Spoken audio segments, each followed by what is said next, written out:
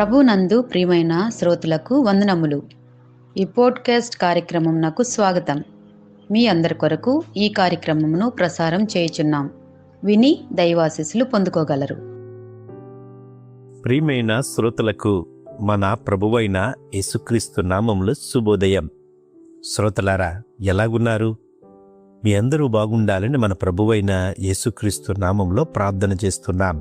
రండి, ఈ ఉదయకాలము దేవుని సన్నిధిలో వాక్యాన్ని ధ్యానం చేద్దాం. విశ్వాస జీవితాల కొరకు మనం మాట్లాడుకుంటూ ఉన్నాం. ఈ ఉదయకాలం అపోస్తలుడైన పౌలు గారు విశ్వాస జీవితం ఏ విధంగా ఆయన జీవించారో అనే విషయాన్ని మీ మధ్యన చెప్పడానికి సిద్ధపడుతూ ఉన్నాను. Living a life of radical faith అనే విషయాన్ని అపోస్తలుడైన పౌలు గారికి ఆపాదిస్తూ, పౌలు అపోస్తలుడి జీవితం ఒక ముఖ్యమైన సత్యాన్ని మనకి నేర్పుతూ ఉంది. ఈ ఉదయకాలం నిజమైన విశ్వాసం సౌకర్యాలపై ఆధారపడేది కాదు, కానీ అది పూర్తిగా క్రీస్తునందే కేంద్రీకృతమై ఉంటుంది అనే విషయాన్ని చెబుతూ 7 ముఖ్యమైన విషయాలు అపోస్తలుడైన పౌలు గారి ద్వారా విశ్వాస జీవితంలో వివరణ మీకు ఇవ్వడానికి సిద్ధపడుతూ ఉన్నాను. దీని కొరకు అపోస్తల కార్యాలు 9వ అధ్యాయము 1-6 వరకు, అపోస్తలుడైన పౌలు ఫిలిప్పీలకు రాసిన పత్రిక 1:21, అపోస్తలుడైన పౌలు గారు కొరింథీయులకు రాసిన 2వ పత్రిక 11వ అధ్యాయము 23-28 వరకు వచనాలు చదివితే ఆయన ఏ విధంగా తీవ్రమైన విశ్వాసం కలిగి జీవించాడో అనే విషయాన్ని మీ మధ్యన చెప్పడానికి ఉన్నాను. అందుకనే పౌలు జీవితంలో 7 ముఖ్యమైన విషయాలు విశ్వాస జీవితం కొరకు వివరణ ఇస్తూ అది మన జీవితాలకి ఎలా అన్వయించుకోవాలో కూడా చెప్పి ఈ ఉదయకాల ధ్యానాన్ని ముగించడానికి సిద్ధపడుతూ ఉన్నాను. మొదటిది, ఫెయిత్ దట్ ఎన్కౌంటర్స్ క్రైస్ట్. నిజమైన విశ్వాసం యేసు క్రీస్తుతో కలిగి వ్యక్తిగత అనుభవంలోకి మనకి ప్రారంభమవుతుంది. అపోస్తల కార్యాలు 9వ అధ్యాయము 3, 4, 5 వచనాలు చదివితే విశ్వాస జీవితం క్రీస్తుతో కలిగి జీవించే విధానాన్ని మనకి నేర్పుతుంది.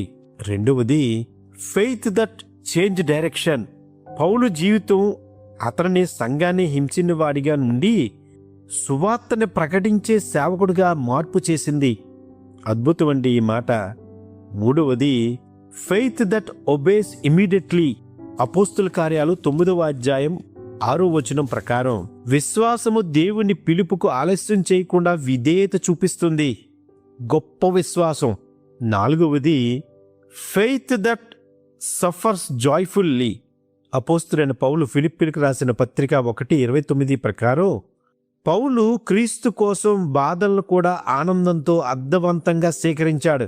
కష్టాల్లో ఉన్నప్పుడు, ఇరుకుల్లో ఉన్నప్పుడు, ఆ గోడ దూకి వెళ్ళిపోతున్నప్పుడు, పరిస్థితులు బాగోలేనప్పుడు, అక్కడి నుంచి వెళ్ళిపోతున్నప్పుడు సంతోషంగా స్వీకరించి అక్కడి నుంచి వెళ్ళిపోయాడు. అందుకే దెసలోనికా పత్రిక రాసినప్పుడు అద్భుతంగా, నేను మీ మధ్యన 3 సబ్బాతు దినాలు మాత్రమే ప్రకటించాను, అయ్యో ఇంకనూ మీ మధ్యనుంటే నేను ఎక్కువ సేవ చేసేవాడిని అని చెబుతూ వెళ్ళిపోతున్నప్పుడు యూదేతరులు అతని మీద వ్యతిరేకత కలిగి ఉన్నప్పుడు సంతోషంగా అక్కడి నుంచి వెళ్ళిపోయాడు. ఐదవది, faith that depends on grace.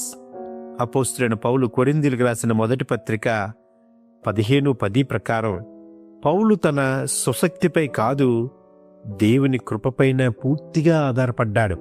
ఆరవది, ఫెయిత్ దట్ నెవర్ క్వైట్స్.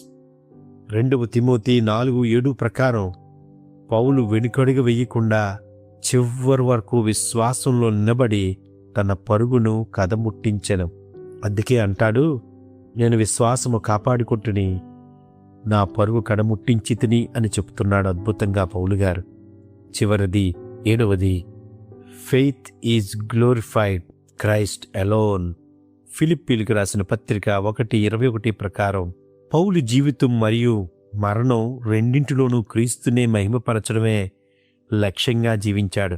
ప్రియమైన వారలారా, సౌకర్యాలను, భద్రతను, వ్యక్తిగత ఆశయాలను విడిచిపెట్టి సువార్త కోసం ముందుకు సాగిన పౌలు గారు, ఇతర మిషనరీలు ఈ అత్యంత విశ్వాసానికి ఉత్తమ ఉదాహరణలుగా మనం తీసుకోవలసిన ఆవశ్యకత ఎంతైనా ఉంది. ఇది మన జీవితానికి ఎలా అన్వయించుకోవచ్చంటే, నీ విశ్వాసం నిజంగా అత్యంత నమ్మకంగా ఉందా? సౌకర్యాలకి పరిమితమైపోయిందా?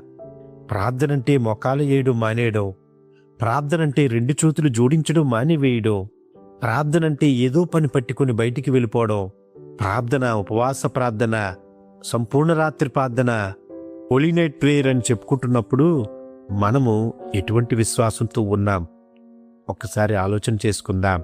రెండవది, మనల్ని తన స్వరక్తంతో కడుక్కున్న యేసుప్రభు ధర పెట్టి మనల్ని కొనుక్కున్నాడు కదా, దేవుని విధేయత చూపించడానికి నీవు సిద్ధంగా ఉన్నామా?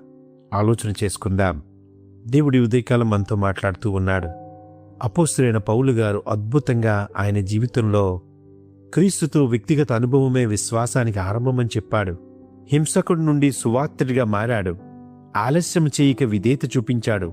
బాధలోనూ ఆనందించే విశ్వాసం కలిగి ఉన్నాడు. స్వశక్తి కాదు, దేవుని కృపను నమ్మాడు. చివరి వరకు నిలబడే విశ్వాసం కలిగి ఉన్నాడు. జీవితం క్రీస్తు కొరకే అని చెప్పాడు. మరి మన జీవితాలు ఏమై ఉన్నాయి? ఆలోచన చేసుకుందాం ఈ ఉదయకాలం. ఈ కార్యక్రమమును గూర్చి మీ సలహాలు మరియు మీ ప్రార్థనా అవసరతల కొరకు మమ్మను సంప్రదించవలసిన మా ఫోన్ నంబర్ 948585085039 మరియు ఈమెయిల్ ఐడి info@fibaonline.org. మా ఫోన్ నంబర్ మరొకసారి 9480585039. Email ID info@fibaonline.org.